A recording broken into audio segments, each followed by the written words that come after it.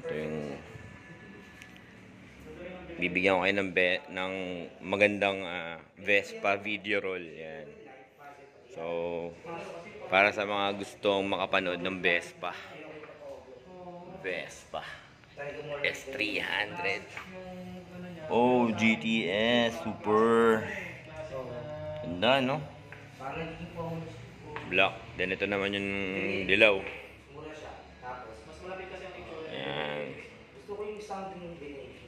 Italian sound sa kanila. Binay pa na talaga nila. Italian. First na talaga. Magkadaan ko yun eh. So, hindi na Chinese ang binay. Dahil was nag-buka. Ito kulay blue. Kasi pa rin yung mga nag-isa eh. May GH pa rin Italian. Ito naman yung gray, astig. Guwapo ng gray. Oh. Pogi.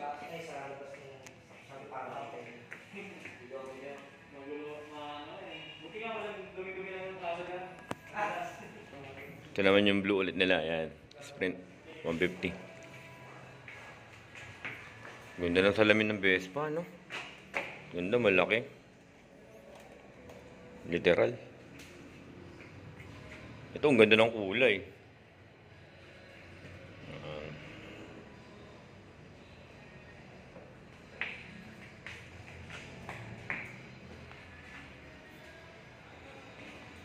Vespa.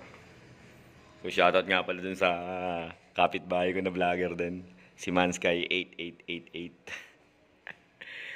Yan, kasama ko siya ngayon. Yan. Actually, kukuha yan ng Vespa.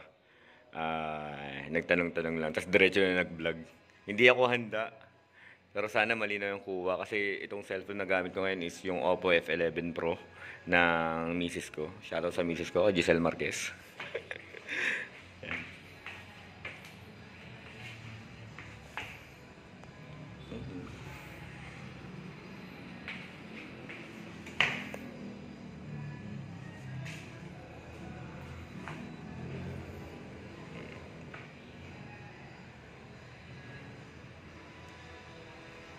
Meron sila rito mga pa-jacket ng Vespa. May pa-helmet ng shark yata ito. Oh, shark nga yun. Shark. Meron din dito laruan eh, no? Yung mga unang Vespa stig.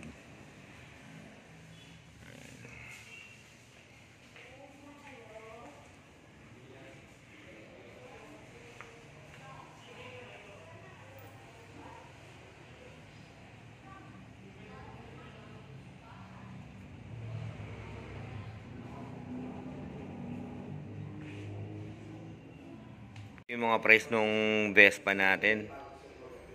Yan. So, simulan natin dito sa Sprint Racing 60s, 253,000. Vespa Picnic, 228,000. Vespa Primavera, 75th birthday, 298,000. Primavera Red, 225,000. Vespa Sprint TFT, 255,000. Sprint 150, 230,000. Primavera 150, 210,000.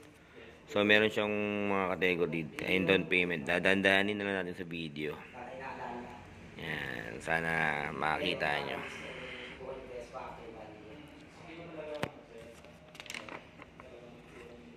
Latest nila yan. So, ayun yung Sprint Carbon. 228,000. Sabay na natin. S125. 148,000. GTS Super 150. 255,000. Yun yung computation. Primavera 150S, 220,000. Sprint 150S, 240,000.